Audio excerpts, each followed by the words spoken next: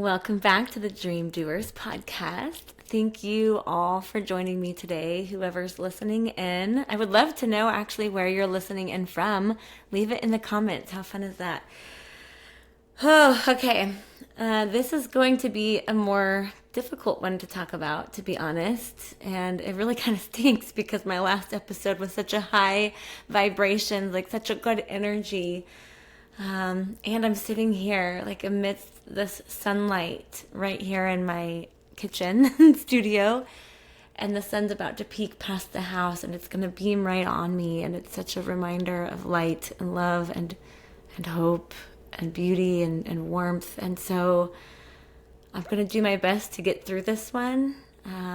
There are things I want to share that are raw and straight from my heart, and honestly, they might be a little hard for me to get through. But I want to be honest, and I want to put myself out there so that someone listening doesn't feel alone. So if this reaches even that one person who has been carrying the weight of the world quietly, then opening up today is worth it. So here we go. For those of you watching me, you might see me get red-eyed and teary-eyed and start to get poofy-eyed. And you know what? It is what it is. I would rather be vulnerable and allow space for realness and connection and bonding with other humans than to not, you know? Okay, so here we go. Yesterday I saw a post. I follow One Mom's Battle on Facebook and Instagram, and if you know that account, you know it's a refuge for people going through some of the hardest seasons of their lives. And she is someone I have watched advocate for a lot of good, but it comes with a lot of turmoil and a lot of trauma, a lot of personal, spiritual, emotional development, a lot of resilience. And she shared yesterday that one of the mothers in her community had taken her life. A mom who'd been fighting for safety and stability and truth. A mom who could not carry the emotional and mental weight one more day. It's already getting to me. And heartbreakingly, this is not rare. I wish it were, but it's happening everywhere. To mothers, to fathers, to children, to people who are doing everything they could just to stay alive inside a system, more specifically, that was supposed to protect them. And God's word says in Psalm 34 that the Lord is close to the brokenhearted and saves those who are crushed in spirit. And that scripture has taken on a whole new meaning for me, because crushed in spirit is exactly what so many people are living right now. I get so many messages, including last night, of a wonderful human, like one of the gems of the world. I keep referencing these women I know as like, man, you are a gem. You are the kind of friend that everybody would die to have. You're the kind of partner that everybody would love to have. You know, it's how are so many things happening to so many people and continued. It's not just one or two big bombs, you all. It's a lot. And I've had to learn in this life that it just is. That's this life we're living. There are bad things, there are scary things, there are hard things, there are heavy things, there are grieving seasons. There's so much that we evolve through. And I want to insert and say something here that might challenge people a little bit. But silence is not holy. Ignoring what someone is living through is not kindness. Pretending everything is fine does not bring healing, actually. It actually isolates the person who is suffering. When we refuse to acknowledge the reality someone is waking up to every day, we are not protecting them. We are dismissing them. There is this idea in some circles that if we just focus on the good, the bad will somehow disappear. But that is not how life works. That is not how trauma works. That is not how faith works. People are living in homes where abuse never pauses. People are fighting cancer that does not take weekends off. People are navigating grief that hits the moment they open their eyes. They're dealing with systems and diagnoses and heartbreak that do not lighten just because someone tells them to be more positive or think about the positive. Naming pain is not negativity, it's honesty. It is dignity. It is honoring the truth of someone's lived experience. Jesus never ignored suffering. He met people in it. He acknowledged it. He touched it. He healed it. Scripture says that the Lord is close to the brokenhearted, not the ones pretending to be fine. So when someone says, just focus on the good, it may come from love, but it often lands as dismissal. What people need is presence, not platitudes. What we need is witness. What we need is acknowledgement. Silence is not holy. Compassion is holy. Truth is holy. Being willing to see someone's hurt without rushing them through, that is holy. I'm not here to talk about specific details of my own situation. I'm here to talk about the emotional and spiritual reality that so many people are experiencing, and silently. A lot of my journey was silent, and still a lot of my journey is forced silence. The waking up alone to overwhelming responsibility, the emails you brace yourself for before even opening them up, the meetings you take while your heart is pounding, the anxiousness, the worry, the fear, the paperwork you sign with tears that you hide, the phone calls you make from the car because you don't want your kids to hear your heartbreak. People are walking through situations they never imagined they would face. Divorce, abuse, betrayal, legal battles, medical trauma, cancer, parenting children with high needs, financial devastation, grief, loss, loneliness. I could go on and on and on. I don't want today's episode to be so heavy and to focus on the negative. I want it to really be a beautiful light of hope and redemption and restoration. But people are doing a lot of things in silence because they feel unsupported, they feel misunderstood, or completely invisible. Isaiah 43 says, when you pass through the waters, I will be with you. When you walk through the fire, you will not be burned. That scripture does not say if you will walk through the fire, it says when. God already made plans for the fires He knew that you'd walk through. And honestly, if you do follow God, if you have a relationship with Him, it's actually harder. I wish so many people would be more honest. Following God is not an easy road. It is countercultural. It's against our society and the way we've set it up. The question becomes, how do you survive something that should destroy you? How do you breathe when the world feels heavy on your chest? How do you keep functioning when everything inside you is unraveling? And for me, honestly, every time people ask me, like, how did you do it? How did you sustain your business? How did you get through all of these things? How are you still standing? I got that a lot. How are you still standing? And every time I pause to think about it, it's because of God. I genuinely do not know how anyone survives anything without God. Not like the Sunday morning version of Him, not the cultural version of Him. I mean the God who sits with you on the floor. The God who hears your whispers. The God who sees your tears. The God who fights for you behind the scenes. The God who holds you and your things. The God who holds the things your strength cannot. Psalm 18 says, He reached down from on high and took hold of me. He drew me out of deep waters. And that's exactly what He did for me. There was a long season of my life where I could not stand physically. I would get my kids ready for school, barely waking up myself, barely getting them ready. And the second they were out the door, I would just collapse back on the floor. I spent almost a year down there. And that sounds so weird, but it's literal. I mean, I laid on the floor between here in my kitchen and my dining room, not even capable of crawling, standing, sitting. Not because I wanted to be, but because my soul and my nervous system, my heart, my mind were all trying to survive what had been done to me. I didn't want to be there. I never asked for any of the things that came my way.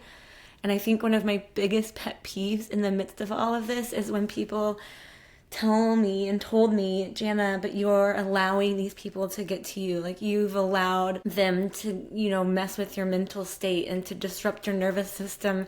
And that is one of the worst things you can say to someone, because when someone has to walk through something traumatic, news of cancer or news of a betrayal or a separation in a relationship that should have been forever, there's so many things so many of us walk, and when we say that, like, our hurt is because we've allowed them to hurt us, no, their actions actually do hurt. It is very real. It does not matter how strong you are, how well you know God. It is painful to experience the corruption and the sins of the world and the sins of others. But we weren't meant to carry their cross. We were meant to carry our own. I get that.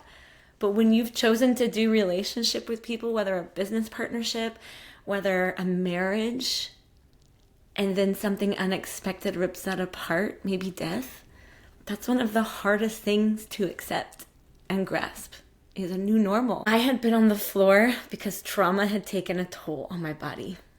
And trauma rewires you. It exhausts you. It steals your sleep, your appetite, your joy, your clarity. Trauma affects even the strongest people because it's not about strength, it's about injury. The Apostle Paul said in 2 Corinthians 1 that he was burdened beyond his ability to endure. That scripture has comforted me so much, because it means even the strongest people in scripture faced situations that broke them. I felt like something was wrong with me, and people were treating me that way. The more I had started to be honest and share with people, the more I outcried, the more people looked at me as if I was unwell, as if I had done something and I was the problem. And that hurt. What hurt the most in my season was not the tasks or the logistics. It was the betrayal, the abandonment, the silence, the lack of support from people who should have been there. The heartbreak that felt like it physically cracked my chest open. Like, there were times I thought I might be having heart attacks. I had never experienced a panic attack in my life until this situation. Twice, I laid on the floor, texting people I thought would be here for me. Hey, I need you. Can you come? And silence. Never to this day to respond.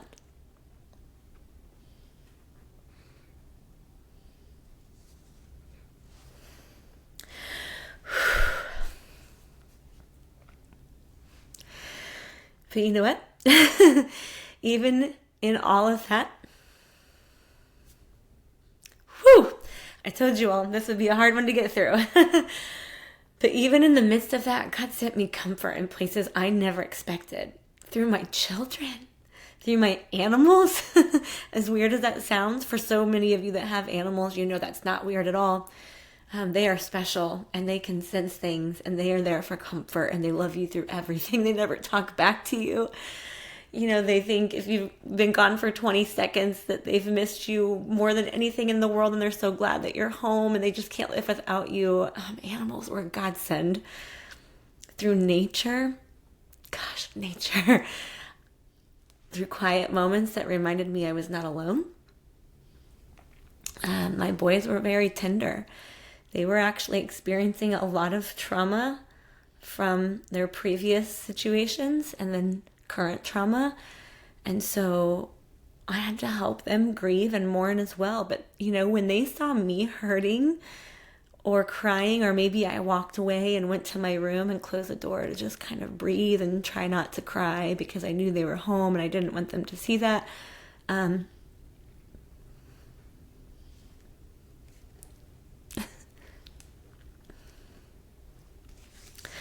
My little guy, he'd go get a little teddy bear and a Kleenex, and he'd come back with a face like this. For those of you who are listening in, you gotta go to YouTube, because he'd come back with like the pouty face, like, I'm so sorry for whatever it is that's making you sad. And he would take literally my Kleenex and dab my eyes and then hug me and give me a teddy. My kids sometimes would lay with me on the floor, not truly understanding things. And maybe I felt more as a mom, like, oh gosh, like they're going to see this. They're going to think I'm weak or something's wrong, or they're going to think something's with them is the issue. I didn't want them to think any of those things, but I did want to be real and vulnerable to show them that we're all real and it's okay to feel, it's okay to hurt. Like God innately wired us to feel certain ways when things happen, and that allows us to understand our bodies to be able to move forward and process and have discernment. But I think a lot of times we think in kids, they're very in tune, they're paying attention, and they see and they feel, but also they're so resilient. They're way more resilient than adults, and they're way more resilient than we think they are. When my kids would come lay with me on the floor, they would maybe take a few moments to look at me and kind of, look sad with me, but then they'd look up and put their feet in the air and start making silly shadow puppets on the ceiling from the sunlight, or we would just start laughing together and making fun. And God used them to show me that love can be simple and pure. It doesn't have to be big. My dogs and my cat became emotional anchors for me. Animals don't judge. They don't ask questions, and they don't rush you. They just simply show up. And when panic hit, one of my dogs would come lay across my chest like a little weighted blanket for me. He's 14, you all. My Floyd, he's a golden doodle. He'll probably walk in here now that he hears me talking about him, but he's always at my feet. I'm surprised he's not right now. He's always, if I go to the bathroom, he'll get up from wherever he is and go walk with me and lay down until I'm done and follow me back. Like, he is my protector. When humans should have been, he filled in every gap. The Bible says in Philippians that the peace of God surpasses all understanding. And I felt that peace through something as simple as my dog's heartbeat on me, or him licking me when he knew I needed a kiss. And then nature is where I meet God all the time. In fact, if my kids are having a rough day or we're having a hard time regulating ourselves, we simply just go out and sit. I would lay in my hammock, I would look up, I would see the rustling of the leaves, I would pay attention to the shadows. I started to become in tune with a lot more things like textures and little minute details that were so powerful, actually. Just hearing the wind blow through my lungs so that I could exist here became such a powerful place for me to sit with God and redirect my focus and recognize my blessings. Me and the kids, we hike a lot, we get outside, we had bonfires, we would go to our special little spot on the lake and we would paddleboard and just play in the sand and the dirt and watch the ducks. And man, when we connect with nature, it's like next level healing. Just like right now, I've got sun moving through, as you can see, it's about to peak on my face. And there were times I would wake up, it would be so gloomy, and I'm solar powered. So if it's gloomy, I'm tired, my body's, it's going to be chill. If the sun's out, that's when I want to get stuff done. That's when I'm a go-getter and a goal-getter. And so when the sun would hit my face, it would just remind me again of life and blessings. Hearing the birds. You're getting older when you start talking about how much you appreciate the birds. We put a little bird feeder on the window right here next to me, and that way me and the boys can watch them as they come up and eat. And gosh, we just started to refocus on all of the amazing life around us. Romans 1 says that God's invisible qualities are seen in all he created. And I see him in the trees. I see him in the breeze. I see him and I saw him in the silence. In all of my process, one of the most life-changing sentences spoken to me came from a secretary at an attorney's office. She said, and I talked about this a little bit in one of my first few episodes, but she said, Jana, sometime you're going to have to let your boat sink. You have been punching holes so fast. And you're not allowing yourself to reach the bottom. Like the treasure that God has for you could be waiting at the bottom. Just let it sink. I never realized how scriptural that was until later. Psalms 42 says, deep calls to deep. God meets you in the depths, not the shallows. And I talked about it in that episode, but man, a whole new world opened up for me. The lower we got, new creatures came about, new colors, new life that we had never seen. And honestly, I began to really accept and enjoy the process of letting my boat sink. It was freeing for me to not have to be constantly patching and fixing and carrying the load for everyone. In fact, I should have just jumped ship. Me and my kids, we should have just jumped overboard, dove straight in, and hit the bottom faster. Because when I finally let myself sink, that's where God met me. He did not expect me to be strong. He did not expect me to be honest. Even through EMDR therapy, every time I closed my eyes, I did not see trauma. I saw Jesus. I saw him standing beside me. So often I had visions of him with me in court, standing next to me as my representative. I saw us win, and he turned to me on my left side and just embraced me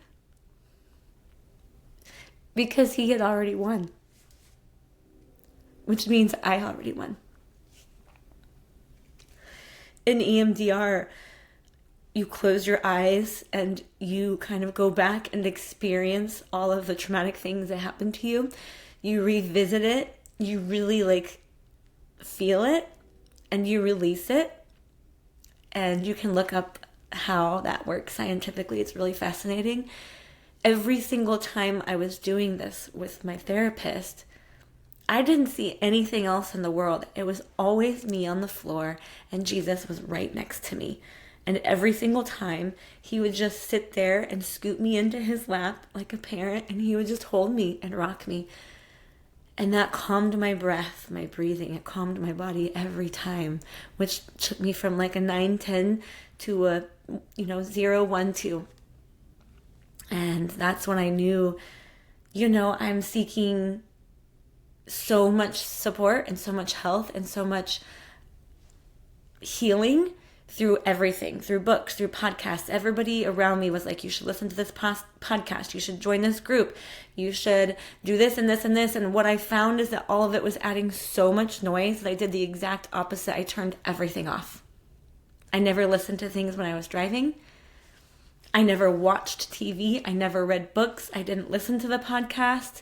I took the advice. I stuck it in my back pocket, but I knew that none of that was doing any good for me. It was only adding chaos to my soul and my spirit, and what I needed was Jesus. That was my healing. Not the process, not the protocol, not all the self-help. It was his presence. Whew! Y'all, this is heavy stuff. But we're going somewhere, so stay with me. There is another part of my healing that I think will speak to someone listening, so I want to share. I had to accept that I was going to become the villain in a lot of people's stories. Not because I was wrong, not because I was harmful, but because I began telling the truth and speaking up and speaking out. I began setting healthy boundaries. I began aligning myself with God's calling for my life. And that kind of truth always threatens people who are comfortable in lies. Always. And as a recovering people pleaser, that was one of the hardest parts. I wanted people to like me. I didn't want to have tension. I wanted to restore and build. And I knew God was the king of restoration. And I wanted that. But people didn't want that. And I had to let that go. I wanted to be understood. I wanted to hear them. I wanted to collaborate and do it together. I've always been a teams person. I've always been a people person. I didn't like to do things alone. I wanted harmony. I wanted to be the helper and the healer. But the moment I stood up for myself, everything changed. God put me on a mission, and a mission to break generational patterns, a mission to protect my children, a mission to reclaim my voice, one that had spent so many years being silenced, a mission to walk in obedience. And that was the hardest part, man. Missions come with a cost. They do. Like I said earlier, if you want to follow Jesus, if you want to have a relationship with the maker of the universe, God himself, it comes with a cost. Jesus said in Matthew 10 that following him would divide households. That is a hard verse, but it was real in my life. And obedience creates separation from things that are not supposed to be there. So I had to learn how to have the courage to be disliked. That was weird. I had to learn to stop apologizing for walking in truth. I had to release the need to be approved by people who were never meant to understand me. I had to stop clinging to relationships that were not aligned with where God was taking me. People weren't going with me, and God needed me to go. You guys, if you can hear anything this entire episode, I want you to hear this next sentence. Rejection is God's protection. Rejection is God's protection. That's a hard one to hear amidst the trauma and the hurt. But months later, you're going to understand it was God protecting you. I had to learn that with really heavy tears running down my face constantly, daily, for months, for years. But I had to learn at this point, if something's not a hell yes, and you know what? I want to change this phrase too, because people always say hell yes, like it's cool and motivating. Listen, hell is destructive. Hell is hell. I'm going to start saying heaven yes. If it is not a heaven yes, then it is a hell no. Half love is not love. Half support is not support. If God removes someone from your life, it is because they cannot go where he's taking you. They cannot, you all. They cannot, nor do some want to. Romans 8 says, if God is for you, who can be against you? God was for me and was with me, and he still is. God was ahead of me. He was behind me, beside me. God was protecting me even when people were rejecting me. My people, my immediate people that should have been my support, gone. There is a song called The Blessing by Carrie Job and her husband, Corey Carnes. Whew, y'all. You know what? I might even put my playlist into these show notes, but my kids and I had a playlist. And we knew when we needed encouragement, when we needed love, when we needed to grieve or cry out to God or just worship, we put on this playlist and we belted it. There's nothing more magical as a mom than driving in my car. This will get to me. Looking in my rearview mirror and seeing my two boys, especially my little one who could barely talk, as a 3-year-old. I mean, he's talking, of course, but not worshiping yet. But we don't understand as adults that kids and animals and nature, they worship too. My little 3-year-old would be in the back seat. I have photos. I'll try to find them. He had his hands up. And he was just, worshiping. I didn't care how bad he sang. He didn't care. He didn't care that anybody could hear him. He just wanted to be with God. And this song, The Blessing, I can't tell you what it did for me and my kids. Let me just breathe through this. There's nothing more powerful than breath work. Breathing is what sustained me too. As you can see, it's scientific. It calms your body down. But let me read a piece of this song that meant so much to us. I'll make sure to credit them too, and I'm sure they get it all the time, that people have been saved by these lyrics. May his favor be upon you and 1,000 generations, and your family and your children and their children and their children. May his presence go before you and behind you and beside you. And when we were singing this, we would act it out. All around you and within you. He is with you. He is with you in the morning, in the evening, in the coming, in the going, in your weeping and rejoicing. He is for you. He is for you. And she just goes on and on to sing, he is for you. He is for you. He is for you. And they repeat those lyrics over and over and over. And my boys and I would just continue to belt it and feel it and believe it. That's powerful, you all. God was protecting me even when people were rejecting me. God was protecting me even when my people were rejecting me. And I want to speak directly to the person listening who has felt like giving up. Like the mom who took her life yesterday or this week. The person who has thought, I can't do this anymore. The person who's questioned if their life even matters. I want you to hear me. You are not disposable. You are not replaceable. You are not beyond hope. You're not too broken, not too far gone. You're not defined by what happened to you. You're not defined by what you have done. Psalm 139 says that God knit you together in your mother's womb. You are fearfully and wonderfully made. God wrote every one of your days before one of them came to be. You do not get to erase a story that God is still writing.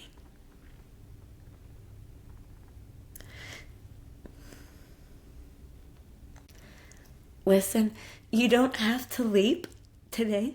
You don't have to run. Some days you only have to breathe and stay here. I had many of those days, so I can relate. If you want to private message me for more details on that, I will share. Some days you only have to crawl an inch, and God will carry you through the rest. There were days I was on my floor. As I mentioned, I laid there having no idea, how am I going to get through this? What am I going to do? How am I going to keep us afloat? How am I going to get my bills paid? I had a health crisis and still do. And I had children with high needs that needed stability. I had people who were gone. I had so much taken from me emotionally, spiritually, financially. There were some days all I could do was take one baby step, and that was enough. Crawling, if I had to crawl, I would crawl to the kitchen to put water in my body. If I didn't have an appetite for days, I knew I at least needed water, and God needed to get me there. God's going to provide. God will carry you through. Whew. Psalm 46 says, and I love that I'm putting a lot of scriptures in here. You know, when I started my podcast, God really aligned my mission for loving and serving people with entrepreneurship, and then really pushed me into that even more, not only from my podcast having a voice, but protecting people through my Rich Life Alliance brand that I built with my friend Stacy. And I knew God wanted me to talk about, just as people requested too, how I survived these seasons, how I sustained all of my businesses, how I sustained my mental space, my children, all of our assets, my animals. And I knew I was going to talk about that on this podcast. I've been restricted to talk about so many things. I have feared sharing a lot of my heart. So I've come in and I've talked about the systems that sustain me, which they did. Those were blessings in themselves. But the core and the heart behind my podcast and being here is to share with you how God carried me through all of this. He is the king of all of the things that sustained me, and he blessed me with all of the things that sustained me. So today, I'm here to share a whole lot more about God and the Bible and what I've connected with and leaned on to get me through. So Psalm 46 says, "Be still and know that I am God." Some seasons require stillness. Some seasons require surrender. Some seasons require letting God rebuild you from the inside out. But you are not alone. You are never alone. And this is not your ending. God has big plans for you.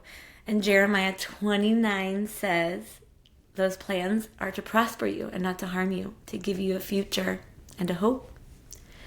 Me and my boys have shirts that say that. When I first adopted them, Jeremiah 29:11 was on our shirt. And then later I made myself a necklace with my boys' names on both sides. And I'm usually wearing it every day. Today's the first day, ironically, that I switched it out. But it's got Jeremiah 29:11 on it. It's got our adoption date on it as well. The day that all three of us became a family. I want to remind you that you're going to make it through this. I hated when people told me that. Like, you're strong, you're fine, you're going to get through it. And it was just so nonchalant when I felt just the weight of the world on me, you know? But looking back, it's true. And I'm here to tell you the same thing. You're going to make it through this. You're going to make it through this. Just like I did. I have so much more about my story. The pieces I've shared here are just the very tip top of the iceberg. So I know that maybe I can't connect with a lot of you in the way that I would like to yet. But seriously, send me a private message and I'm willing to share, because if I can get through all of the things I've been through, I know you can too. You name it. You name what we have been through. Shootings, robbery, theft, addictions, affairs, betrayal, entire family groups gone, 2 traumatic car accidents, a parent falling off of a roof and landing on his head and he should have died. I mean, just trauma after trauma, a nephew dying at birth, an in-law dying, multiple in-laws having cancer, multiple friends having cancers, multiple divorces. I mean, and then a shooting, a loved one being shot in the head. And at that point, that was one of the last big things that had happened over a year or two ago, about a year and a half ago. And I remember telling some loved ones, knowing that this is information they needed to know. We needed people here for this person and for our family. And so many people's responses were, "Oh, sorry to hear that. Like, we'll pray for you." And I'm thinking, what? This person was just shot in the head. How is that your response? But we had been through so much. Anytime we told something new to someone, they just wrote it off as another dramatic thing we had been through. The level of traumatic situations our family went through in about a 5-year period was more than most people do in a whole lifetime. You are going to make it through this. So, I want to encourage you all today, have the courage to be disliked. Speak your truth. God's given you your voice and your heart. Stand firm in your healthy boundaries. Seek support. Find people. If you don't have people, find them. I started posting, who knows where I can find help for this? My kids need help for this. I need help for this. Where can I go? People would refer me. I would reach out to everyone. It takes intentionality, and that's hard to do when you are grieving and healing. All you want to do is lay there and tune out the world.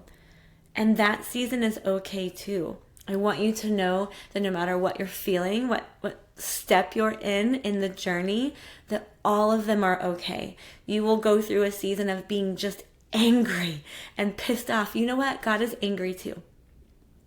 God is angry for how people treat people. He's angry that people left you and hurt you. He's grieving with you. Get angry, but choose to do it right.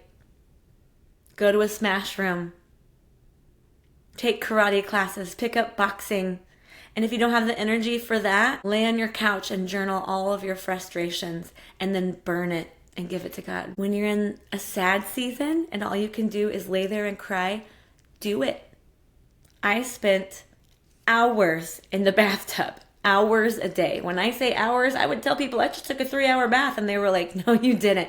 Yes, I did. My kids knew when I went to the bathroom and they heard bath water, it's leave mom alone time. That is where I met Jesus over and over and over again. It's where I cried my heart out to him. It's where I experienced miracles. And you know what? This miracle is worth telling. This is a funny little plug-in here. But when a loved one in my family had fallen off of a roof, landed on his head, flipped over, and broke nearly everything in his neck and back, multiple injuries, somehow did not have brain injury, literally a miracle, not paralyzed, not needing surgery, but intubated in the hospital for 30 plus days. It was also during COVID. I had another loved one at church who had COVID, and he was in the hospital, also intubated. Both loved ones of which I could not go visit because of COVID. So I remember standing in the shower, completely naked, of course, thinking, God, like, come on. Like, there were so many times I stood in the shower the first time a decade ago and I said, God, move mountains. We're ready. I've been praying for this since I was a kid, day in and day out. Now is the time. Start moving the mountains. That's when all of this decade of hell started. God said, okay. And he knew that needed to happen. He knew we needed to crumble. Anyway, I digress. I say that because so much happened in the shower. And this particular incident, when my friend and my family member was in the hospital, I remember telling God, God, you can do the craziest things. I've seen it time and time again. I can't visit them in the hospital, but I want you to put on their heart that I'm there with them. So my friend Gary, he was in the hospital, and I said, can you let Gary know he's not alone?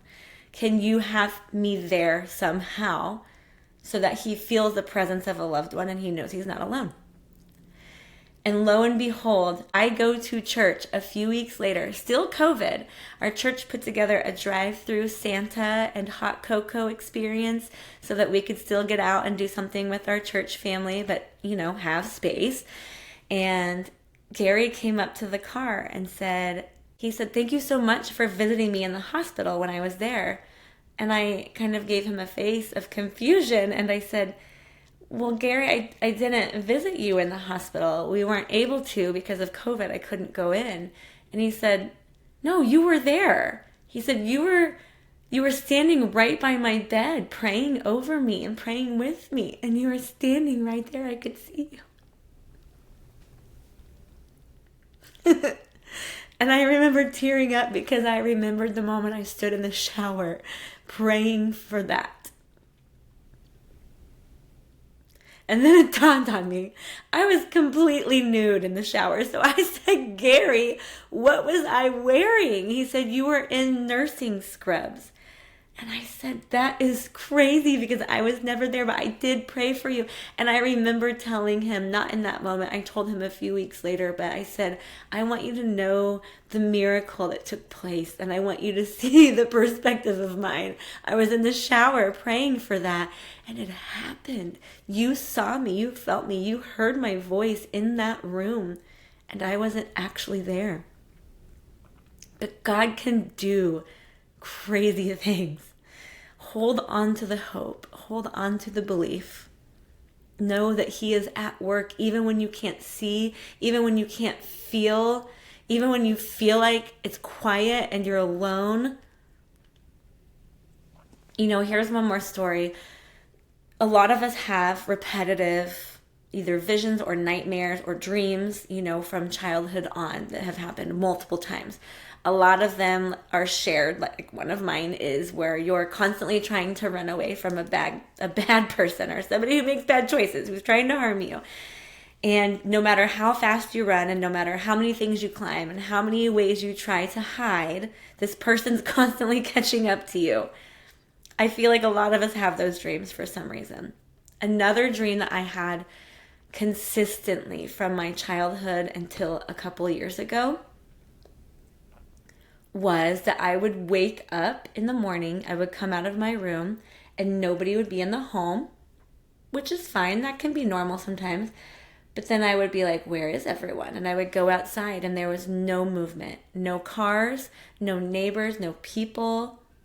So I thought, that's real strange and a little creepy. Like, where is everyone? So I would always drive to a grocery store first. I don't know why a grocery store. But I'd walk in, and there was no life. No people, no things anywhere. And I stood there like, what is happening?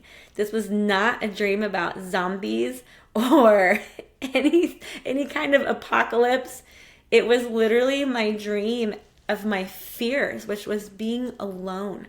So much of my life was built on teamwork. I played about 8 sports growing up. Everything was team. I was a diehard for partnerships and relationships and friendships, and I'm a longevity and loyal kind of person, and I wanted to win together and I wanted to fall together. I wanted it always to be together. And I remember so many times my friends would say, Jana, you just need some alone time. And I said, no, I don't. Why do I want that? Like, I'm such a goer and a doer, and I thrive off of people. I get my energy from people. I never wanted to be alone. And if I was alone, it was for my brief quiet time with God, whatever that looked like, prayer, my journaling, maybe under an hour a day, and then I would move on right back to my busyness. I had a fear of being alone, and I didn't even really understand that until all of this traumatic stuff happened in my life that really made me sit alone and accept that nobody's here. No one's coming to save me. Not a single person in my life is coming to my rescue. And they didn't. But God did. And God already had. He sent Jesus to die on the cross so that we can be completely free of our sins, past, current, future. I've never been alone this whole time. The whole time I thought I'm being stripped of everyone and everything, and my jobs weren't coming in like they were because I was spending a season grieving. There was so much of my life being stripped away. So much of me was having to say no to so many things just so I could function and survive. And my main priority became my children. I needed to create a safe haven. I needed to be a protector, and I needed to do so much healing work myself so that I could be the best for my kids, to ensure that they had the best life possible through all of this. So God stripped it all away. And a whole lot of my fears came out. I woke up every single day at 3 a.m. for about 6 months. I had nightmares that would wake me up right at 3. It was like clockwork. I would roll over and look at the clock. 2:59, it would roll right into 3. 3 o'clock, roll right into 3:01. I don't know what it was about that time. I have now learned there's a lot of powerful things happening at that time, and a lot of people going through trauma wake up at 3 consistently. I'm not going to talk about that on today's episode. You can Google it if you'd like. But it was not until I faced my fears. It was not until I spent all of my healing journey truly accepting what was happening, accepting my new normal, accepting that nothing was in my control, accepting that one of my best friends in the world started the decade of hell along with another family member by betraying me. It wasn't until I accepted all of that and the sadness of losing all my people, but a very small handful. You know, when you go through hardship, you will learn really quickly who your people are. I am so blessed that God provided those people who have never left and never wavered. But you know, they're not waking up with you in the morning. They're not opening up those emails and filling out all those documents or going to those doctor's appointments. They're not doing those things day in and day out with you. So it is you and you alone, and no one's coming to save you but God. So once I accepted it was me and him, and I leaned into that, and I spent time with God, and I cried with God, and I was mad with God, and I talked all damn day to God. Everything I did was me and God and my dog. There's a reason why God and dog are backwards from each other. Once I accepted it, I sat in my suck, but not long enough to sulk. I just sat in it. I felt it. I moved through it, and I went and faced my fear. I remember the day I woke up and I said, I've got this. I'm not alone. I've never been alone this whole time. And I walked out my front door.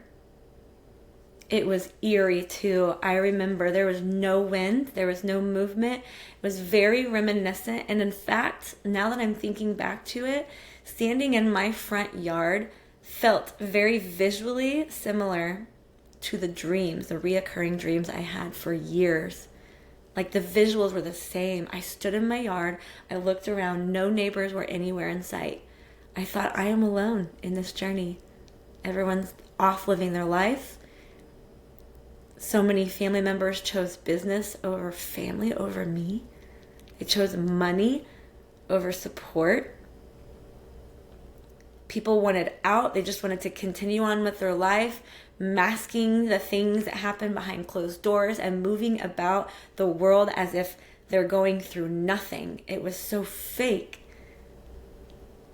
I started to see so many people for who they really were. That was a sad thing to grieve. But more importantly, nobody was around, right, wrong, or indifferent. I was alone in my front yard, standing, looking at nothing. And I remember taking a deep breath, closed my eyes, and then I opened them into the sky and I said, "You are here. I've never been alone." And I had this total refreshing moment. My whole body, my whole spirit changed. It shifted. I felt whole and complete. Listen, there is no one and no thing, no job, no success, no child of yours, no partner of yours, no spouse. There is no one that can fill a God-sized hole in your heart. No one.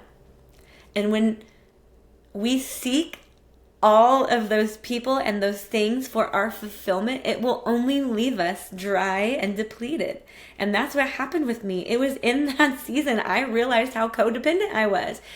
I realized how much I elevated my partner. I realized how much I elevated my family.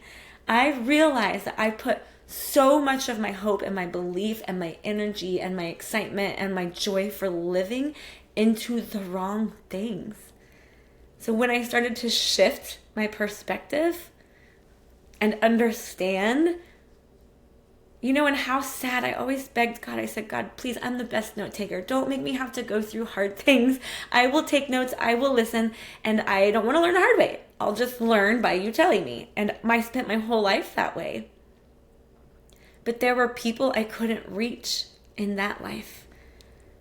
There was a voice that I couldn't even speak in that life. There were things I didn't understand. There were people I couldn't see. There were people grieving that I didn't understand.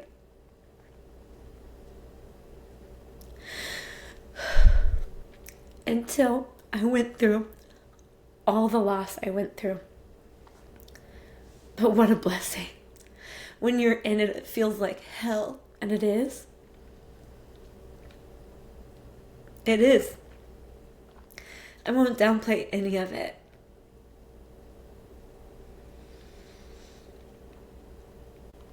But God is the King of hope, love, joy, peace, patience, understanding, and He will meet you every single second of every single day along your entire journey. He is the only thing that's never leaving. Even if you think a new partnership comes along, or a new kid, or a new pet, and you think, "I feel good, this thing's providing me joy," that thing can disappear in a matter of seconds. If we continue to put our hope and our purest joy in things of this world, we will never be satisfied. A whole new warrior erupted within me going through this. I had a neighbor, Melissa, who said, "Jana, and she sat with me through so much, and they prayed with me, and they came over, and they helped, and they poured so much into me and my boys. I'm forever indebted to them. My friends and my neighbors have been more like family than any family that I've had the past 5 years. And so I call them my family." And she looked at me one time and said, "Jana, you are going to be able to reach people that none of us can."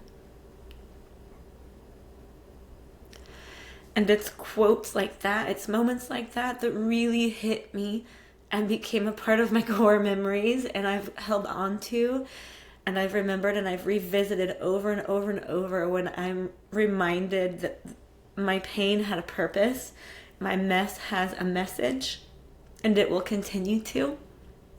And I pray more than anything that God uses every bit of hardship and loss and tear that me and my boys have endured, and he turns it for good. I don't care if 3 people listen to this episode. God will send the right people to listen. And I want you to know that you are not alone. God has got you. He will carry you through. He will provide strength when you don't have any. He sees you. He sees you. He loves you. You are a daughter, a son that he specifically made for a specific purpose. Please keep putting one baby step in front of the other. Days, weeks, months will seem so hard. Find him. Run to him. If you can't run, crawl to him. If you can't crawl, lay there and cry to him. But find him.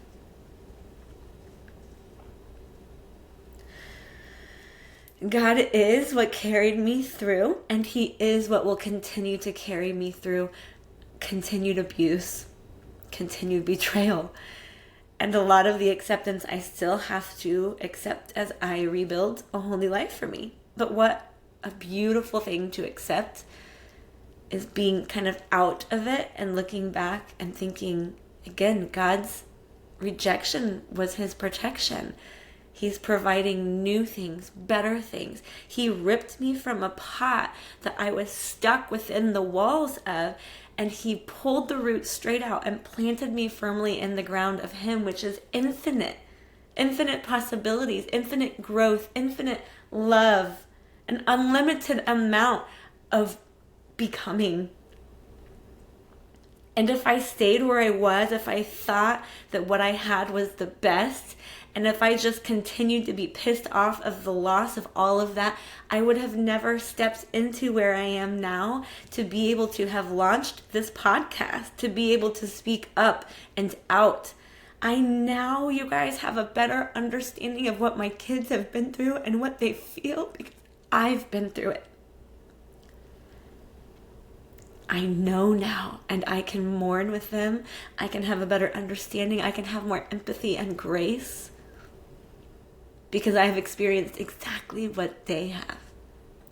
I wouldn't have had that level of understanding had I not been through it. So when you think your yuck is so sucky, and it is, know that God is rewriting your story. He is building you up. He is protecting you and pushing you through, and he is providing. There will always be a way if you lean into God. He will provide every step of the way. To end this podcast, God is not a vending machine. This is one thing I want to make clear. So much of our American culture has said, you ask for God, and if you believe it enough, then he's going to bless it. He's going to provide you with exactly that. You know what? If God blessed us with everything that we asked for, it goes back to the Garth Brooks lyrics from the song Unanswered Prayers. It literally says some of God's greatest gifts are unanswered prayers. So instead of praying specifically, go to God and say, how am I going to make it? Where do you need me to go? Who do you need me to fight for? Where do I speak up and when and how? Send me. Get me through. Carry me through. I will go where you need me to go. And he will provide those answers. If I'm begging for a relationship to be sustained, that God wanted to close that chapter in your life, to project you into something so much better, safer, more loving. But we're praying to keep what's harmful for us. That's not going to get us to where we need to go. It's so hard to accept. There were times I didn't know how to make ends meet with bills. I was paying about 4 or 5 times the amount of income I was making out the door to people who didn't deserve it. People who weren't safe for me. I got stuck in systems, yucky systems of things where people weren't actually doing their jobs. They weren't protecting me and my children. And now I'm experiencing a whole other level of hurt and harm. And I was depleted of my entire retirement savings, everything I had money-wise. And then I was robbed. And I thought, you've got to be kidding me. You've got to be kidding me. I remember sitting there thinking, I don't know how I'm going to pay this $7,000 bill that has to be paid this month. What am I going to do? Like, God help. And the very next day, I had a client book me, and their project was exactly that amount that I needed. And I thought, this is a joke, right? And the people who believe in coincidences, I challenge you to not, because I don't. There's nothing in the world that can make sense of God and his miracles and his providing it and his divine alignment. And I have experienced so many of those situations. It's unreal. That was one of them.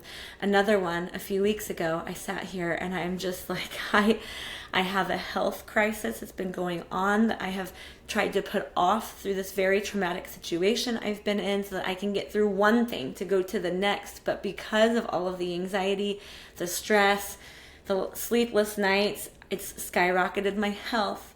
So now it's urgent that I have some medical things I need to tend to. And on top of that, I have all of these bills still to close out and slam shut a book that is done. I'm putting it down. I'm moving on to a newer, better book. But there's so much financial stress that comes with that. I remember sitting right here on my table thinking, how am I going to do this? I need like these thousands of dollars to pay this off. I need these thousands to pay this off. And I need these thousands to keep my lights on. And I remember just sitting there and being like, oh, God always provides. Worrying is like a rocking chair. It gives you something to do, but it gets you nowhere. That's one of my favorite quotes, and it's so true. I was like, I'm not going to worry. God will provide. I still have to implement action and prayer and discipline, but God will provide. And I'm not kidding you. If I could find my home footage from this, I received 4 or 5 projects that day. One of the bills I needed to close out this book, those projects came in and equaled exactly that number again.